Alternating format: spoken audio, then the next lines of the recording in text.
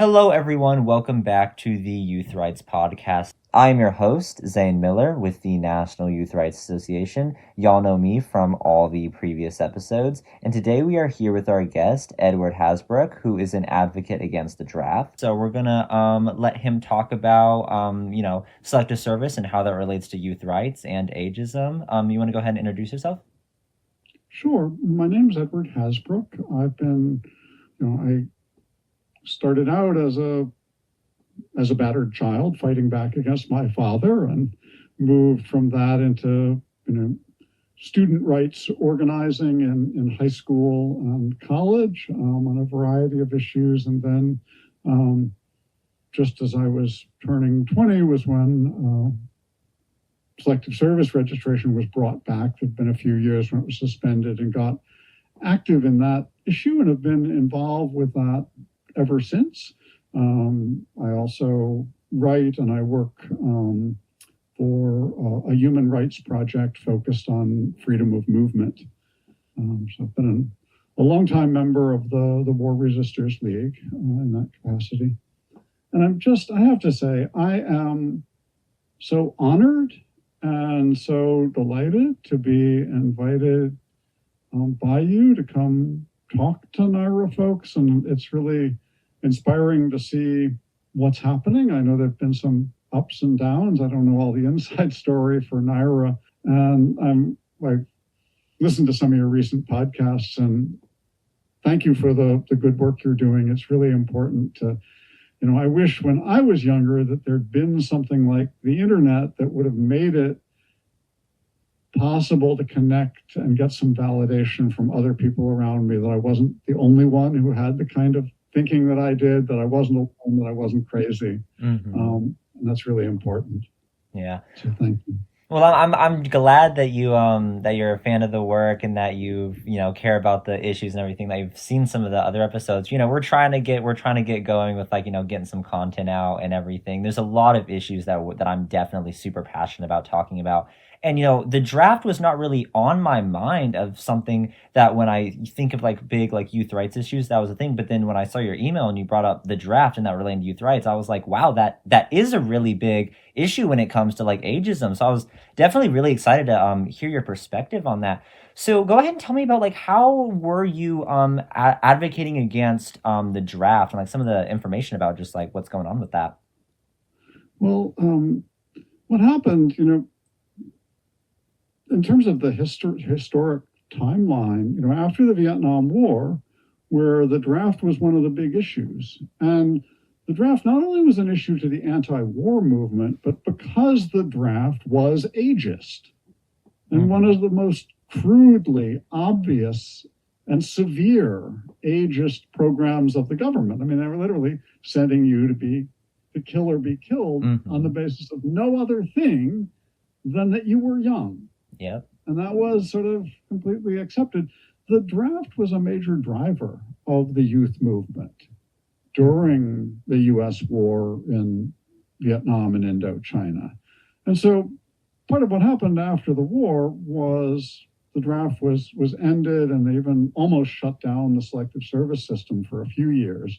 And then in 1980, for a variety of political reasons, things that were happening, gearing up for a possible war in Iran or a war in Afghanistan, things wars that now have gone on for longer than I ever imagined there'd be a war. They brought back a system of draft registration as standby preparedness. And so what's been in place ever since 1980 is a contingency plan where the Selective Service keeps a list and has a duty by law to be ready at any time, if Congress asks them to do it, to start sending out induction notices to people on that list. And the way it's worked for the last 45 years is that everybody, when you turn 18, are supposed to register yourself with the Selective Service system. In some states, they've got it linked to driver's licenses, so it happens you can't get a driver's license without agreeing to be registered. Other states do that. I'm in California, where There's no linkage to driver's licenses or anything like that. But you're supposed to go and sign up. And not only that, but you are legally required. This is still the law. You're legally required to tell the Selective Service every time you move until you turn 26, so that they always have a current mailing address on hand to send you an induction order if they start the draft. Wow. And nobody does. I mean, this is the real thing. I mean, we didn't know what would happen. I was in the first group, and this is why it hit me really hard. I was in the first group after 5 years where they'd shut the system down pretty much, that they said, okay, on this day, everybody born in 1960 is supposed to show up at the post office and register for the draft. And we didn't know what was going to happen.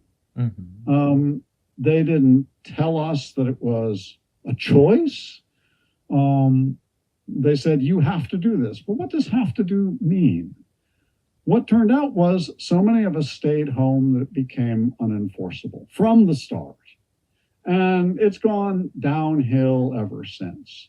There was a brief period in the early 1980s. They never planned because they were ageist. They assumed that they could tell young people jump and everybody would jump. Just march on down and sign up. Of course you'll do it. And they had to scramble. What do we do? What do we do? People stayed home. And they couldn't go and round up 1 million people. So they decided to throw the book at a few of the ringleaders. And I was one of the ringleaders. They picked out of maybe 1 million people who ignored the initial sign up. They picked out 20. And I was one of them. And, they prosecuted us. But the thing is, to prosecute you, they have to prove that you knowingly and willfully refused to register. So they had to first send you a certified letter. And if they couldn't get you to sign for a certified letter, they have to send the FBI to your door to say, now you have to register. And at that point, most people would. But it got out the message because they prosecuted only the people whose public statements could be used to convict them as evidence of knowledge. People got the message that not only was there safety in numbers, but there was safety in silence. If you kept your mouth shut, you were at no risk. So after this brief wave of show trials and putting a handful of people in prison, they gave up completely. Nobody has been prosecuted for refusing to register in decades, literally. So that's in 1986. And over time, most people weren't paying much attention to it, but gradually in more recent years, it's become more obvious that the system was not ready for prime time. That the list, even the former director of Selective Service testified a few years ago that the list was so inaccurate and incomplete that it would be less than useless. For an actual draft. The chairman of the House Armed Services Committee was chairing a hearing about this, where they asked about this thing of, does anybody report when they change their addresses? He was like, well, I changed my address a bunch of times before I turned 26, and absolutely nobody tells the Selective Service when they move. But the thing is, on the one hand, this was a tremendous success, and this is what I want to tell people. One of my mentors, Dave Dellinger, who had himself refused to register for the draft during an earlier war, titled one of his books, More Power Than We Know. And I think the message about nonviolent direct action was that people really have more power than we know. People told us, well, the government has ordered you to do this. And, if you don't sign up, you're all going to jail. Well, it didn't work out like that, because actually, the people have the power. The government can give orders. The old people can give orders. And this is the whole thing about a draft, that old people can vote for it. They can outvote us. But if we stay home, they can't round us all up without turning the country into a lot more of a police state than it's become even now. And so that power of direct action, the fact that they were never able to move beyond registration to implement a draft, and the fact that now what's happened is that finally, with growing recognition that the system wasn't working, they've ended, or are going to end. They enacted a law in December, takes effect December of this year, 1 year later, that ends the requirement for people to show up and register. This is a victory for youth power and youth direct action. Decades of sustained, spontaneous, illegal defiance of old people's orders that we fight their wars. And whatever you think of war fighting, I think this is one of the most significant triumphs of nonviolent direct action and of youth action specifically that we've seen over that time. So I think that's really important in itself. But the unfortunate thing is that Congress is not willing to admit that the draft isn't an option. And this is the problem. I think a lot of people look at the draft and they think, well, am I going to get drafted? And the answer is probably not. Mm-hmm. But contingency planning for a draft plays a role in war planning. And they talk about this. There were hearings. There was a national commission to study this. Nobody draft age was invited to testify. Mm-hmm. Funny thing. Yeah. A bunch of old people sat around and talked about this, but they didn't actually engage with young people's opinions. But some people came and spoke at the open mic. A few people were able to make it. They tried to stage manage the whole thing. But this was in like 2018, 2019. They held hearings and they did this study of what should we do about the draft. And the argument that was made by the hawkish people who appeared, the war planners from pro-war think tanks and whatnot, was we need to have a standby plan for the draft because it's an important part of our planning. Mm-hmm. And so what they'll say is, well, we're going to invade China, or we're going to invade Iran or occupy Venezuela. Well, how are we going to get enough soldiers? What they want to be able to say is, well, we don't really know, but it doesn't matter because if it comes to it, if we run out of volunteers, we'll call on the selective service and we'll just draft people. Having a draft in their back pocket as a fallback mechanism is a way of evading having to think about whether young people are willing to fight their wars or actually support what they're doing. Mm-hmm. Which reflects their desire not to engage with young people's opinions, obviously. So it's yet more manifestation of the fundamental ageism of the whole process. Mm-hmm. But what it means is that the existence of this fallback draft scheme, or at least the perceived availability, the pretended availability, enables planning for larger, longer, less popular wars without having to think about whether there's actually democratic or volunteer willingness to fight them. Yeah. So, I mean, I think it's a half victory. It's a really important half victory, but ending the registration program we've had is only a half victory. What I really want to see is to remove the draft, even as a fallback, from the arsenal of military threats. Mm-hmm. It's kind of like nuclear weapons. It's important not to wait until they're using the nuclear weapons to try to struggle against nuclear weapons, mm-hmm. And they're used as a threat even when they're not actually being exploded. The draft plays the same role as a component of military planning.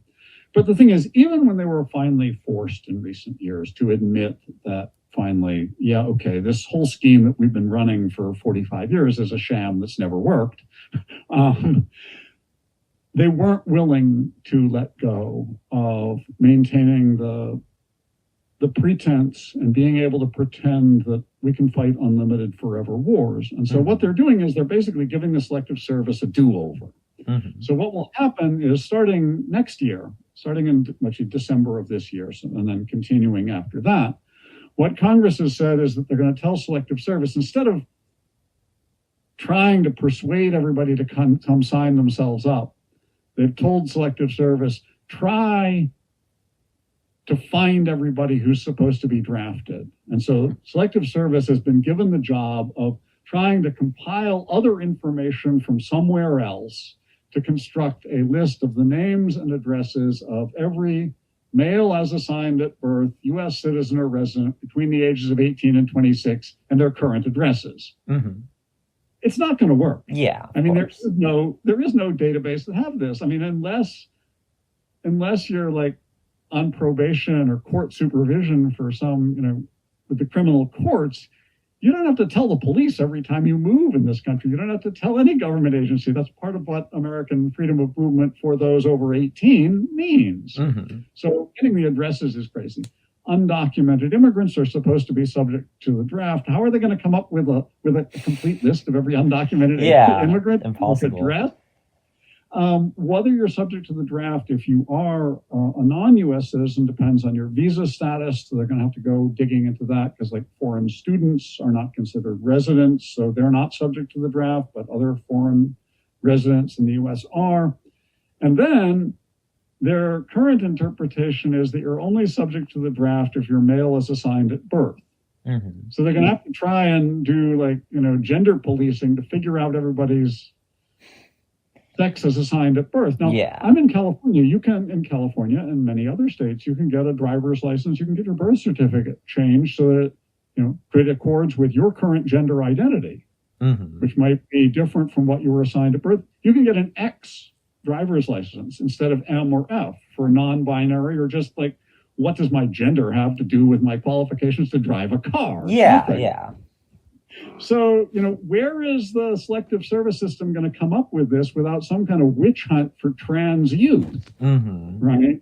So this whole system of they're saying we're going to automatically register you, but it's not really going to work like that. What it means is they're going to try to register you based on taking on other databases, and they've been given sweeping power to get data from other federal agencies, IRS data, Social Security data, census data, which normally there's a lot of restrictions on sharing this with other federal agencies, which means that the selective service database is going to be, like, very valuable and vulnerable to being weaponized, but especially against trans and immigrant and youth. So it's going to be a different fiasco, giving selective service this, this do-over.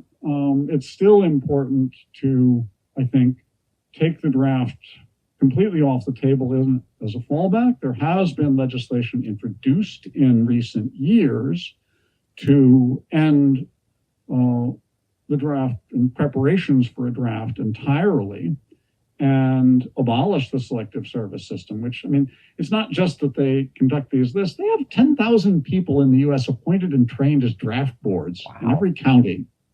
It's a completely useless exercise. These people are completely unqualified. They admit that a lot of them wouldn't know what to do or be willing to do it. But it's all part of this sort of charade of pretending, oh, yeah, we're ready to start drafting people anytime. We don't care whether people will fight our wars. And the whole thing, a lot of people tend to see the draft, understandably. And this was the case when I came into the movement in 1980. And I think it's still true today.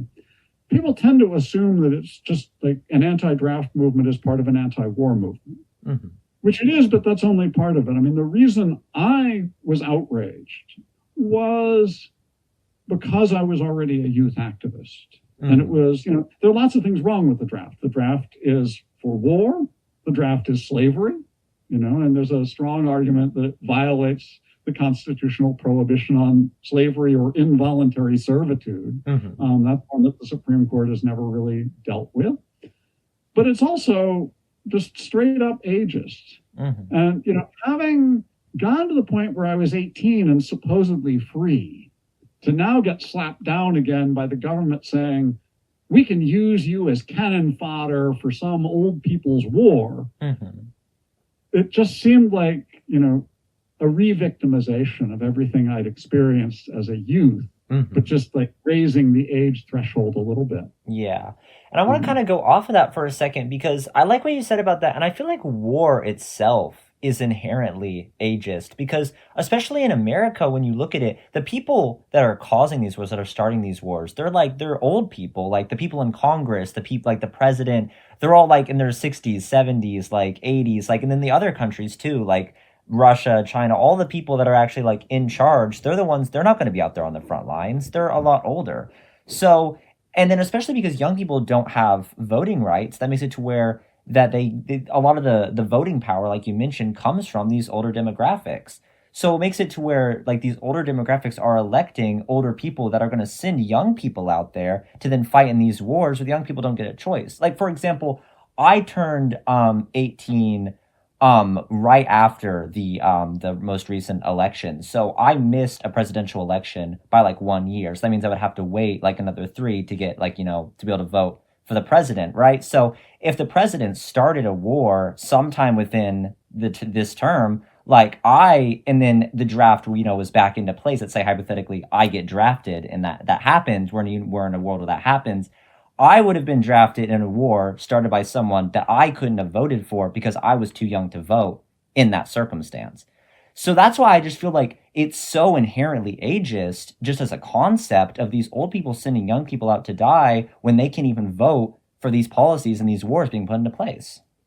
There's very little consciousness of ageism on the part of old people, and I think, one of the signs of that is that people will talk about things like universal service, by which they mean every young person of a certain age having to be in the military. They don't actually mean anything universal. Yeah. It's so taken for granted that young adults' lives are expendable in this way. But there's actually, what you were saying about the relationship to voting, there's a history there. Again, back in the 60s and early 70s, as the movement against the Vietnam War and the movement against the draft and the emergence of the youth movement all developed in symbiosis with each other, overlapping. And everybody recognized that they were part of the same movement and they were a common cause. And it was much broader recognition then than there is now that young people are an oppressed class, and that there is an intersectionality between youth as an age, as a dimension of oppression and other issues of race and sex and so forth. So there was much more of that. And the argument was actually being made really strongly. And at that point, the voting age was still 21, right? And the argument was made, how can you be like drafting people and sending them off to die in Vietnam, but they're they're old enough to be drafted and sacrificed in your wars, but too young to be allowed to vote. And so the response to that was, interestingly, they weren't willing to give up the draft, but they basically, as a sop to the youth movement, President Nixon actually proposed the constitutional amendment to lower the voting age to 18 in explicit response to the criticism of people being drafted who were too young to vote. And it was adopted and ratified as a constitutional amendment more quickly than any other constitutional amendment in American history. Wow. Because they were so desperate to prop up the legitimation of the draft. And they knew that even if they gave 18 to 21 the vote, they were going to get outvoted by old people anyway. So it wasn't really going to make a difference. So that's definitely a big issue, because I feel like a lot of the times, like, the older people wouldn't take into consideration what happens to young people. Like, they can feel like they can vote with immunity. Like, if someone's like 40 or like 50 or 60, they can vote for someone that they know is most likely going to be like pro-war and would be like wanting to like start a war with Iran or Russia or something like that, when they don't take into account what actually happens to people fighting in those wars, who are going to be the minority being the ones getting outvoted. Well, there are also people who are both pro-war and authoritarian, and ageist, who like what war does to young people. I mean, these are some of the people who want to make every young person go through military training because they want not just to inculcate militarism in young people, but they want to inculcate taking orders from your superior officers who were typically older people. Anything. And so part of the reason why there's been, ever since the last actual call-ups of, induction notices and people getting drafted during the U.S. war in Vietnam, there have always been people who pushed to bring back the draft as part of their effort to push back against the gains of the youth movement. And, I mean, to speak of the gains of the youth movement may sound strange because there's not been a lot of progress, but as with feminism, as with the civil rights movement for African Americans, there really were huge gains in the 60s and into the early 70s. And there's been a backlash against that from the right. And I think there's more, people are aware, and they talk about the backlash against feminism, against gay rights, against civil rights for people of color. because people are less conscious of and less thinking about ageism, there's been less consciousness and focus on the fact that there's been a huge backlash against the youth movement. And there are a lot of people who feel like what went wrong in the 60s, from the perspective of the rightists and the authoritarians and the ageists, what went wrong in the 60s was that young people got too uppity. We started to have much broader access to higher education, and people went to college and they got educated and they turned their knowledge on their elders. Gad, horrors. Educated, uppity young people. There was a determined effort, starting really with the Reagan administration, which is when they brought back draft registration. Ever since then, there's been a determined effort to push back and establish a new set of mechanisms to control and channel young people. And so getting people to sign up for the draft was a way to, even if they weren't actually drafted, it was taken as a way to remind people, young people, that they owe their lives to the state and to old people. And tying, which was the case for a while, although that ended a few years ago, tying draft registration to getting federal student loans was a way to sort of indenture people that find this whole sort of channeling mechanism to the corporate state and the war machine. But again, as a way of putting young people back in their place. Yeah.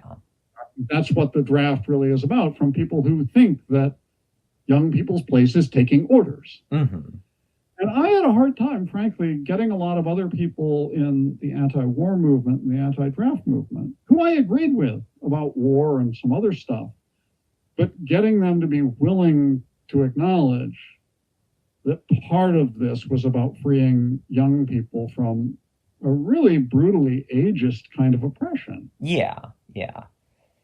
And, that's kind of one of the biggest issues with this authoritarianism that is kind of, I would say, is on a rise in our country, is they like to put people down, and it really is like a systematic form of discrimination against young people. And like you were saying, people really recognize like systematic discrimination against like women or like people of color and stuff like that, and they'll recognize that as like a valid issue, and of course it is. But then when you say something about like systematic discrimination against young people or like minors, they don't really take that as big of an issue, and it's really like a lack of, like you said, a lack of like consciousness and stuff about, people don't see this as valid of an issue because they like somehow view that, since like young people, they'll be old eventually, it's like, it doesn't matter what happens to you when you're young. It's like, it's okay, you can just deal with it for a while, but it's like, that shouldn't be the case. No, it shouldn't be the case that youth is an 18-year-old sentenced to slavery before you earn your freedom through serving that out. Yeah, for sure. It shouldn't be that way. A lot of young people don't survive, right? And I mean, it's the suicide of the oppressed is the ultimate victor of the oppressor. I probably would have killed myself at some points in my life if I hadn't known that would be a victory for my father. Wow. Yeah. Right. It was my resistance and my desire to spite him that kept me alive in the face of that. And I mean, I wasn't like, by comparison to what a lot of people went through, what I went through was sort of a fairly normative kind of, beating of the sort that, many older people think is, to this day, is totally legitimate. But it wasn't just a beating. I mean, my father also believed. And in some ways, I'm glad that he was open and honest and overt about this. He really believed in a patriarchal view that, his role as the father was to boss his wife around and to boss his children around. And some feminists have talked very explicitly. There's a particularly good classic work of feminist theory called The Dialectic of Sex by Shulamith Firestone, in which a chapter about the family, in which she says patriarchy is both the rule of men over women and the rule of old people over young people, parents over children. And young people and women have a common interest in overturning both of those aspects of patriarchy. Mm-hmm. And that was really, that was one of the things that really most influenced me to look seriously at feminism, was seeing the connection between what I was already thinking about ageism and her analysis about it, which made sense to me and resonated with my family experience. Mm-hmm. And yeah, so I like what you were saying about that, because it really is part of the patriarchal view, like with people that have that view, that they feel like children should be raised with such an expectation of like being grateful for like being put into the world, and that they should have such this high level of respect to authority that they shouldn't even get an opinion to like dissent, and that if they dissent, it's automatically you're ungrateful, you're a brat, you're spoiled, you're this, you're that, when like people can't even feel like they can have like legitimate concerns. And it really is that like authoritarian family system that pushes that view down on people. You can directly analogize, and again, lots of feminists for years have been making the analogy between authoritarian family structures and authoritarian government structures. Mm-hmm. Everything you just said, you can translate that to the way that proponents of military training talk about the desirability of teaching people that they need to be obedient to the government, that they need to be grateful to the government. Mm-hmm. And when you start saying people should be grateful to the government, that they should be subservient to the government, that's pretty much what I was taught as the definition of fascism. Mm-hmm, for sure. That democracy is about the government justifies itself by whether it's serving the people, not people have to justify themselves by whether they're serving the government. Mm-hmm. So in that sense, one could say that, well, certainly the draft is ageist, it's authoritarian, but it's also implicitly a fascist thing. And again, many of the people who advocate, military training would be a good thing because it would teach all these good values. Well, the good values they're talking about teaching are the values of authoritarianism and ageism, mm-hmm. not just the militarism of thinking that the way to resolve conflicts is to shoot people, but also authoritarian. And so I want to build an anti-draft movement that isn't just an anti-war movement, but that's also an anti-authoritarian movement and a movement for youth liberation. Mm-hmm. And that's a really good way of looking at it. Especially what you're saying about with military. Trying to like force youth into military training when they're young, because that training is also what, like you said, authoritarian. And the purpose of that is, kind of stifling that independence, that like dissent that like people would have against like a type of authority at all. Like, and, it's kind of like propagandizing the youth to like accept that they should like be subservient to this authority, whether the authority is the government or like a military officer or something like that. So it really is like about propaganda and about convincing people that they need to serve rather than be independent. The role for young people and for people like me as an old graybeard who's trying to be an ally to young people in this struggle is to speak out more boldly. But there was this poll, whereas now if they're just putting your name on the list and saying you're ready to be drafted, it's going to take people being more vocal and saying, look, you may have put my name on the list, but if you actually try and send me an order to report, well, at the very least, you're going to have to, send federal agents to my door, which is what they'd have to do to make a legal case anyway. Yeah. But even in just saying, I'm not going to go willingly, whether that's, you'd make them work for it, or you'd actually resist at that point, or you'd leave the country if you could, or whatever you do. But I think people are going to need to be more vocal in order to get this system shut down. Mm-hmm. But it's also, I think it's really important to get out the word, to people who are thinking about youth rights, that this is an object lesson in our power. Mm-hmm. Decades of youth power have shut this system down. Yeah, okay, they're going to try this other crazy scheme. It's not going to work. But still, if you hear publicity about what is this thing that they're trying to automatically register people for the draft, it's not going to be easier. It's not going to because it's going to work better. Mm-hmm. I mean, 2 years ago, they were telling the Office of Management and Budget that we have to try to get people to register because there's no other database that has this information. We're not going to get this. Yeah. So it's not because it's going to be cheap or easy or simple or achievable. The reason they're doing it is because of the history of youth resistance. Mm-hmm. And so I think every young person who doesn't want to be bossed around can take satisfaction in being part of this victory over the last 45 years and continuing even today. But it's a challenge to find out, one thing that could happen is there have been proposals to end selective service. Those are still on the table. We still have a year before they start trying to do this automatic database-driven registration thing. So I think I'd like to see a real push this year to actually get them to admit, no, that's a dumb idea. It's not going to work any better. We should just get rid of this and acknowledge that, whether you like it or not, young people aren't going to be willing to be drafted. Yeah. But, there too, one of the things that I experienced in the anti-draft movement is a lot of older people who themselves were well-meaning, but they had this sort of patronizing, we're here to protect you vulnerable little young children kind of attitude, right? Yeah.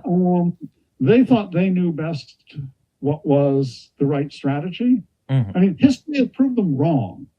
Trying to look nice and lobby Congress not to want to draft us didn't work. Yeah. Trying to go to the courts didn't work. What worked was a strategy of direct action that even well-meaning older people, even within the anti-draft movement at that time, for the most part, couldn't imagine, because even they were motivated by this sort of misguided saving these poor, vulnerable young people. Whereas the way I put it now is, you young people, you're the ones who are protecting us against the kinds of larger wars that would be waged if we'd had a draft as a possibility. And even I got to talk to Dan Ellsberg a few years ago before he died about this. And he had been, Chris had been one of the Pentagon, wonder boy military planners in the Department of Defense, looking at planning for the Vietnam War, and then released the Pentagon Papers as he began to see that they were continuing a war that was bound to lose. So somebody who had an insight into how military strategists think. And I asked him, well, what do you think the impact has been of there not being a draft in the decades since then? Because they never were able to get the registration to the point where it actually would have worked. And he said, well, people protested the draft when it was happening, but the wars that we've had over recent decades, bad though they are, if they'd had a draft available, they would have been even worse. We would have gotten a worse, longer, larger quagmires. More people, of course, more of them young people, would have been killed in those wars. I share his feeling that young people, by resisting draft registration, have not only freed themselves from being drafted, but have helped protect all of us against war. So I want to help, but that's a perspective that's rooted in seeing the power as being in young people's own hands, which is not the ageist see it. Yeah, for sure. And I really like that perspective too. I mean, I really do feel like the way that there's been a movement against the draft about so many people resisting it, it really is one of the greatest victories when it comes to youth-based movements, for rights for youth, because realistically there's not a lot of huge victories of youth-related movements when it comes to getting more rights for young people. But the draft is one of those huge movements where young people got together and they were like, no, we're not gonna go through with this. And then, it ended up working successfully. And it's such a good victory that we've had. During the Vietnam War, I think there was a lot of sense the movement isn't working. The war's gone on forever. I mean, which is kind of silly when you realize the wars that we've been fighting now have gone on for multiples of how long the Vietnam War went on. Yeah. Ways that I could never have imagined. But back at that time, it seemed like the war had gone on forever and the movement wasn't working, and there was real doubts. And it wasn't, I think, until afterwards that people looking back were able to say and able to get the historical information from inside the government and realize just how much of an impact direct action had. I mean, the draft really was falling apart because so many people weren't showing up. I mean, it genuinely clogged the courts. 20% of all the federal prisoners were draft resistors by the end of the war. The courts had a years-long backlog of cases. They were the majority of the cases in some federal districts in the federal courts.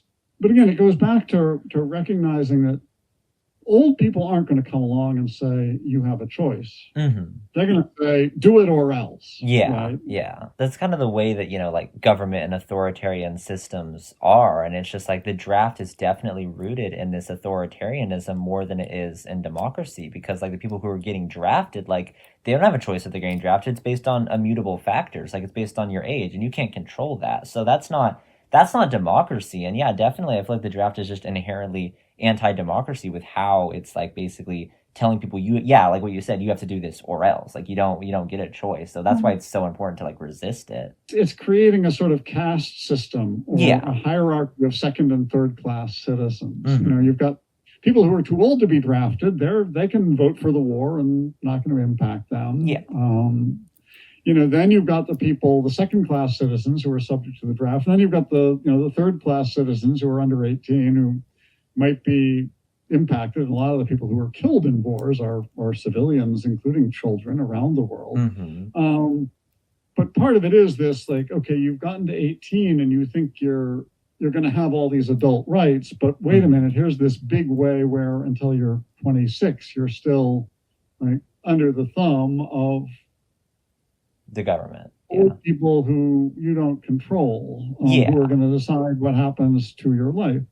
So, going back, I mean, it's a minority of times in American history that we've had a draft. And whenever there has been one, there's been a movement against it. There have been people who've opposed it for a wide range of reasons.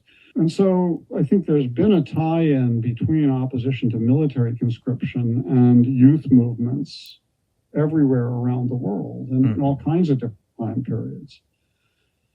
But I think, it's unfortunate today that we have, at this moment, which really is, and this is, why I was excited to come on and talk about people. And I have a website, I should say, resistors.info, which has a lot of information about what's happening and what's going to happen to people about the draft. And part of why I've put that information together and tried to get it out to people is I think there's very little awareness of what a victory this is. And I think it's really important to get out and celebrate this victory, even as we prepare for working against the next phase. But I think the fact that we were able to overturn this program that's been in place for 45 years, that was never able to do what it was planned to do, which was to carry out a draft.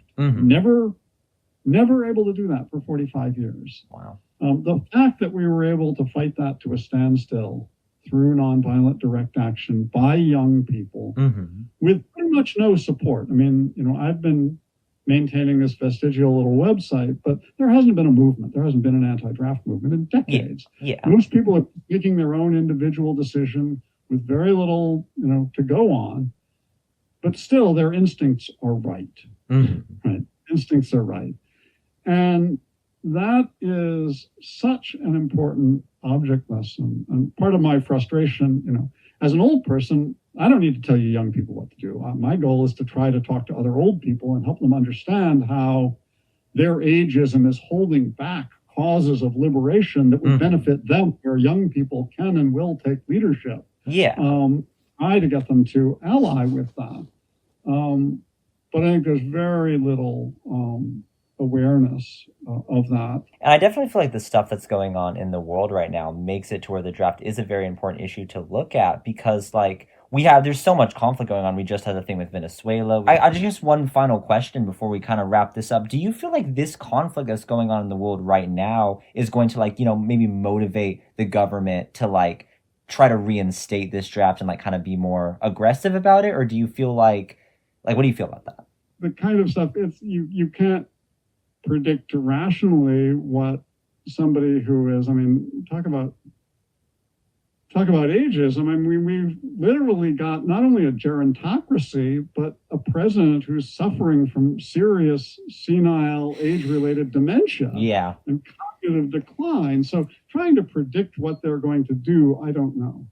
I think, what people in government will say, oh, don't worry, we're not really planning to draft you. And that's half true, but only half true and in a bad way.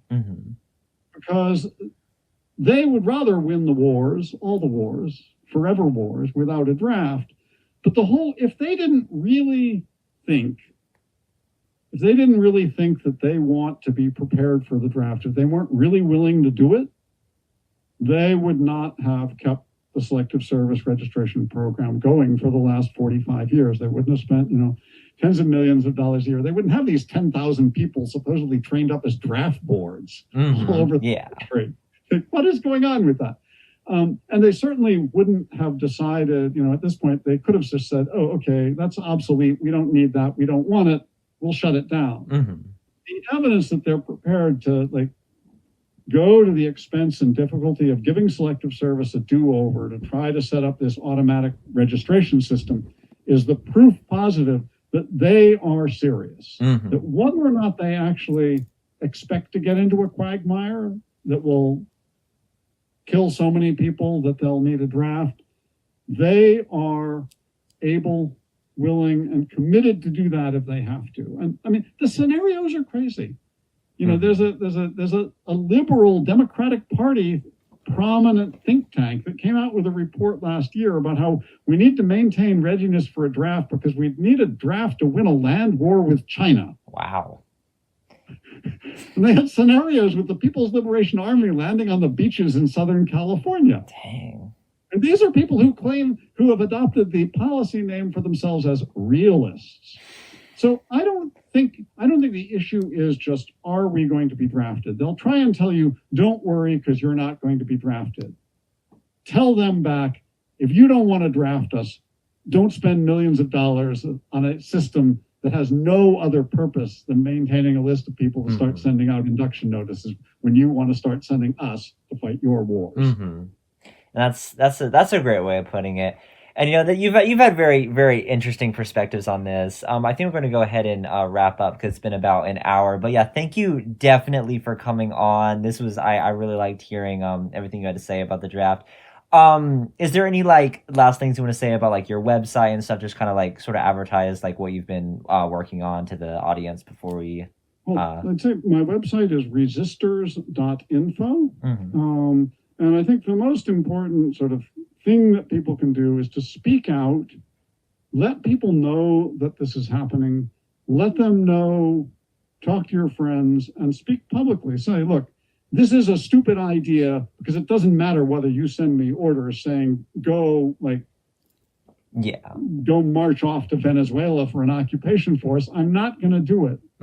It's better for you to recognize that now than recognize it only after the fact. I mean, we've seen what happens when the U.S. overcommits itself beyond the public willingness, beyond its military capacity. That happened in Vietnam. That happened in Afghanistan. That happened in Iraq. How many times do we have to do that before you learn your lesson? And hopefully young people can help teach old people that lesson. Yeah, and I hope for that as well. I really hope that everything you said was really, really good, and I'm glad we're getting this message out. It was an honor talking to you. I think we're gonna go ahead and finish up for now. But yeah, it was great having you on. Thank you for taking time out of your day to do this. My pleasure, and good luck to you in all you're doing. Yeah, good luck. Thank you. Bye-bye.